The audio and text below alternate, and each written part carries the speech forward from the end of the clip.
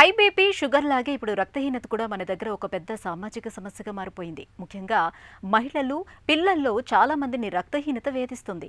రక్తంలో హిమోగ్లోబిన్ తక్కువగా ఉండటంతో శరీరంలోని కణాలకు తగినంత ప్రాణవాయువు, పోషకాలు అందవు. దీంతో చిన్న చిన్న పనులకే అలసిపోవటం, నీరసం, నిస్సత్తువ కమ్ముకు రావటం జరుగుతోంది. గర్భిణీ దశలో రక్తహీనత మూలంగా ప్రాణాపాయ పరిస్థితులు కూడా ఎదురవుతున్నాయి. ఈ నేపథ్యంలో రక్తహీనతకు అసలు కారణాలు, పరిష్కార మార్గాల గురించి ఇప్పుడు తెలుసుకుందాం.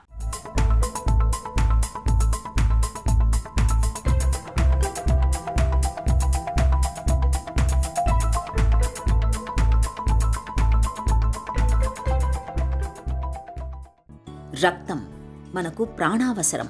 మనలోని కణకణానికి ప్రాణవాయువును, పోషక వనరుల్ని అందించే జీవ ఇంధనం. రక్తమే లేకపోతే మనకు జీవం లేదు. మన ఒంట్లో తగినంత రక్తం ఉన్నప్పుడే మన బతుకు బండి సవ్యంగా, సాఫీగా సాగుతుంది. మన శరీరంలోని రక్తం చూడ్డానికి ఎర్రగా కనిపిస్తుంది. ఇందుకు కారణం రక్తంలోని హిమోగ్లోబిన్ అనే పదార్థం. ఇది తయారవడానికి మాంసకృత్తులతో పాటు ఇనుము అనే పోషక పదార్థం కావాలి. మన శరీరంలో హిమోగ్లోబిన్ మగవారిలో ప్రతి 100 గ్రాముల రక్తంలో కనీసం 13 గ్రాములు, మహిళల్లో, పిల్లల్లో 12 గ్రాములు ఉండాలి. హిమోగ్లోబిన్ మోతాదు ఈ విలువల కన్నా తగ్గితే రక్తహీనత ఉన్నట్లే. రక్తం తక్కువైతే ఆక్సిజన్ తక్కువై పోషక పదార్థాలు లభించక మన శరీరానికి అడుగడుగునా సమస్యలు ఎదురవుతాయి. చిన్న చిన్న పనులకే ఎక్కడలేని అలసట ముంచుకొస్తుంది. నీరసం, నిస్త్రాణం కమ్ముకొస్తుంటాయి. హిమోగ్లోబిన్ శాతం బాగా తగ్గిపోతే మెదడుకు రక్త సరఫరా తగ్గి ఇతర సమస్యలకు దారితీయవచ్చు. గుండెపై ప్రభావం పడవచ్చు. ఏకాగ్రత కోల్పోవడం, జ్ఞాపకశక్తి తగ్గడం వంటి అనర్థాలు ఎదురవుతాయి. రక్తహీనత అనేది మన దేశంలో, మన భారతదేశంలో తరచుగా చూసే ఆరోగ్యపరమైన సమస్యల్లో ఒకటి. డే ఇన్ డే అవుట్ ప్రాక్టీస్లో మనం తరచుగా ఎన్కౌంటర్ అయ్యే ఒక బేసిక్ హెల్త్ ప్రాబ్లం, వాళ్ళ వయసుకు తగ్గట్టు కానీ, వాళ్ళ జెండర్కి తగ్గట్టు కానీ రక్తం అనేది లేకపోవడం. దీనికి కారణాలు సరిగ్గా ఆహార లోపం, తినే ఆహారంలో పోషక శాతం తక్కువ ఉండడం, లేదా మనం కావాల్సినంత పోషకాహారం తీసుకోకపోవడం. రికమెండెడ్ డైటరీ అలవెన్స్ అంటారు. రోజుకి మనకి సగటుగా కావాల్సినంత రక్తం తయారు చేసుకోవడానికి కావాల్సిన ముడి పదార్థాలు తీసుకోకపోవడం వల్ల కానీ, లేదా పారిశుద్ధ్య లోపాలు లైక్ శానిటైజేషన్ ప్రాబ్లమ్స్ ఉన్నప్పుడు కానీ, లేదా కొన్ని కల్చరల్ బిలీఫ్స్, మన సంస్కృతి విధానాలలో కొన్ని కల్చర్స్లో కొన్ని ఫుడ్స్ మీద మనకున్న రెస్ట్రిక్షన్ కానీ, లేకపోతే అలవాట్లు కానీ, లేకపోతే మన ఇంటి పద్ధతుల వల్ల మనం తీసుకోకపోవడం వల్ల కానీ వస్తుంది. రక్తహీనత అనేది మనం తరచుగా ఆడవారిలోనూ, పిల్లల్లోనూ, వృద్ధుల్లోనూ చూస్తూ ఉంటామండి. దీనికి కారణాలు ఆడవారిలో అయితే కనుక ఋతుస్రావం, నెలకి నెలసరి రావడం అనేది, అంటే మెన్స్ట్రల్ సైకిల్ అవ్వడం, తద్వారా రక్తహీనత అనేది కనిపిస్తుంది ఆడవారిలో. అండ్ పిల్లల్లో అయితే కనుక వాళ్ళకి మన ఎదుగుదల, ఎప్పుడైతే పిల్లలు ఎదుగుతూ ఉంటారో వాళ్ళకి కావాల్సినంత పోషకాహారం మనం ఇవ్వకపోవడం వల్ల కానీ, అయితే పిల్లలు ఆరోగ్య సంబంధితమైన విషయాల వల్ల సరిగ్గా తినకపోవడం వల్ల కానీ, and prevention of hand wash కానీ ఇలాంటివి పిల్లలు పాటించకపోవడం వల్ల, తద్వారా వచ్చే వార్మ్ ఇన్ఫెస్టేషన్స్ వల్ల మనం పిల్లలకి పోషకాహారం పెట్టినా కానీ అందులో ఉన్న న్యూట్రిషన్, మన రక్తం తయారు చేసుకోవడానికి కావాల్సిన ముడి పదార్థాలు అనేవి మన శరీరంలోకి చేరకపోవడం వల్ల రక్తహీనత అనేది కనిపిస్తుంది. అలానే వృద్ధుల్లో వాళ్ళకి ఉన్న దీర్ఘకాలికమైన ఆరోగ్య సమస్యల వల్ల కానీ, లైక్ డయాబెటీస్ వల్ల కానీ, లేదా నరాల ఇబ్బందితో వల్ల కానీ, పేగుల కదలిక కానీ, పేగుల నుండి ఆహార పదార్థాలు జీర్ణించుకొని లోపలికి తీసుకోవడంలో కానీ లోపం జరిగినప్పుడు కావాల్సిన ముడి పదార్థాలు రాకపోవడం వల్ల పెద్దవారిలో కూడా మనం రక్తహీనత అనేది కామన్గా చూస్తూ ఉంటాం. మన దగ్గర మహిళలు, పిల్లల్లో రక్తహీనత సమస్య బాగా ఎక్కువ.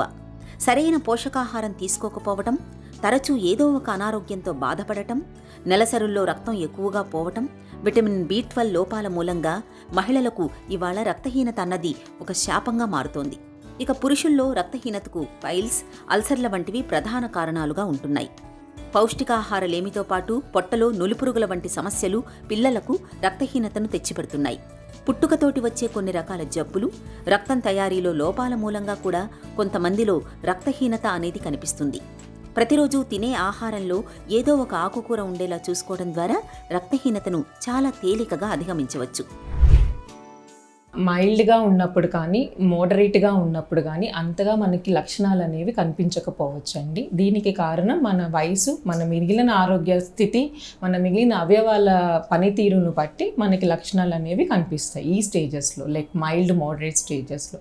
మోడరేట్ సివియర్ స్టేజెస్లో ఉన్నప్పుడు మనం రోజు చేసుకునే పనులు చేసుకోలేకపోవడం, తొందరగా అలసత్వం రాకపోవడం, ఆకలి వేయకపోవడం, నిద్ర రాకపోవడం, మన ఆలోచనలు డిప్రెషన్ లాంటి థాట్స్ రావడం కానీ, దేంట్లోనూ చురుగ్గా పార్టిసిపేట్ చేయలేకపోవటం కానీ, సోషలైజ్ అవ్వలేకపోవడం కానీ, పని మీద కానీ, పిల్లలైతే చదువు మీద కానీ శ్రద్ధ చూపించలేకపోవడం, ఇలాంటి లక్షణాలు మనం తరచుగా అబ్జర్వ్ చేస్తూ ఉంటాం. దాంతో పాటుగా సిమ్టమ్స్ అండ్ సైన్స్ అంటాం. లక్షణాలతో పాటుగా మేము చూసేది మా దగ్గరికి వచ్చినప్పుడు క్లినికల్ ప్రాక్టీస్లో గుండె వేగంగా కొట్టుకోవడం కానీ, పెయిల్ స్కిన్ అంటాం, పెయిల్గా అనిపించడం కానీ, కళ్ళు తెల్లగా అనిపించడం, నాలుక టంగ్ అనేది డ్రైగా వైట్గా అనిపించటం, అరిచేతులు తెల్లగా అనిపించటం, గోళ్ళు తెల్లగా కనిపించటం, ఇలాంటి లక్షణాలు కనిపిస్తూ ఉంటాయి. దీన్ని గమనించుకొని వారు చెప్పిన రోజుపారి పనుల్లో కానీ, వారి లైఫ్ స్టైల్లో కానీ వచ్చిన మార్పుల్ని చూసుకొని వాళ్ళకి కావాల్సిన టెస్ట్లు ఏవనేది రాసి ఎంత తీవ్రంగా ఉంది, దానికి ఎలాంటి ట్రీట్మెంట్ ఇవ్వడం అవసరం అనేది మాట్లాడటం జరుగుతుంది. రక్తహీనతను నివారించడానికి భారత ప్రభుత్వం దేశవ్యాప్తంగా ప్రాథమిక ఆరోగ్య కేంద్రాల ద్వారా గర్భిణులు, బాలింతలు, చిన్నపిల్లలకు ఇనుమును అందించే ఐరన్, ఫోలిక్ యాసిడ్ మాత్రల్ని ఉచితంగా అందిస్తున్నారు. రక్తహీనత నివారణకు మనం మామూలుగా తీసుకునే ఉప్పులో ఇనుమును కలిపే శాస్త్రీయ పద్ధతిని జాతీయ పోషకాహార సంస్థ వారు కనుగొన్నారు. మామూలు ఉప్పు బదులుగా కొత్తగా తయారు చేసిన ఇనుము కలిపిన ఉప్పును రోజు వంటలో వాడుకోవడం ద్వారా రక్తహీనతను మనం చాలా వరకు నివారించుకోవచ్చు. రక్తహీనతలో ఐరన్ సప్లిమెంటేషన్ అనేది మీకు basic panel of test me clinician చేసిన తర్వాత, అంటే కంప్లీట్ హీమోగ్రామ్ చూసుకొని దాంట్లో other red blood cell indices అంటాం, హిమటోక్రేట్ కానీ, మీన్ కార్పస్కులర్ వాల్యూమ్ కానీ, హీమోగ్లోబిన్ కాన్సన్ట్రేషన్ కానీ, డిరైవ్డ్ ఫ్యాక్టర్స్ అనేవి మాకు వస్తాయి. దాంట్లో చూసుకొని మీకు ఎంత హీనత ఉంది అన్నది గమనించుకొని దాని మీద ఆధారపడి ఐరన్ ప్రొఫైల్ అనే ఒక టెస్ట్ చేస్తాం. దాంట్లో మనకి అసలు ఎంత ఐరన్ ఉంది, మన ఐరన్ నిల్వలు ఎంత ఉన్నాయి, మనం ఎంత బాగా ఐరన్ని తీసుకోగలుగుతున్నాము అనేవి పరీక్షిస్తారు. పరీక్షల రిజల్ట్ బేస్ చేసుకొని మీకు మా వైపు నుండి ఏమన్నా medical support like nutrition support, మీరు ఎలాంటి డైట్ తీసుకోవాలి అన్న దానితో పాటుగా మేము ఏమన్నా ఐరన్ సప్లిమెంటేషన్స్ లైక్ టాబ్లెట్ ఫామ్లో కానీ, ఇంజెక్షన్ ఫామ్లో కానీ మీకు ఐరన్ సప్లిమెంటేషన్ అనేది ఇవ్వాలి.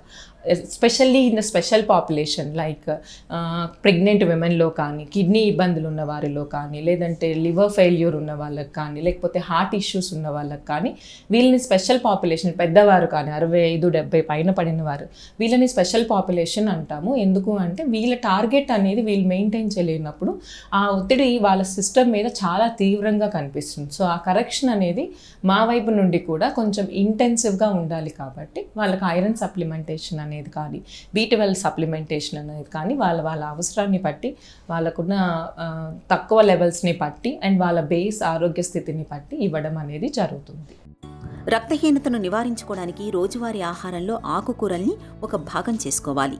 గోంగూర, బచ్చలి వంటి ఆకుకూరల్లో ఐరన్ ఎక్కువగా ఉంటుంది. వీటిని తరచూ తీసుకోవాలి.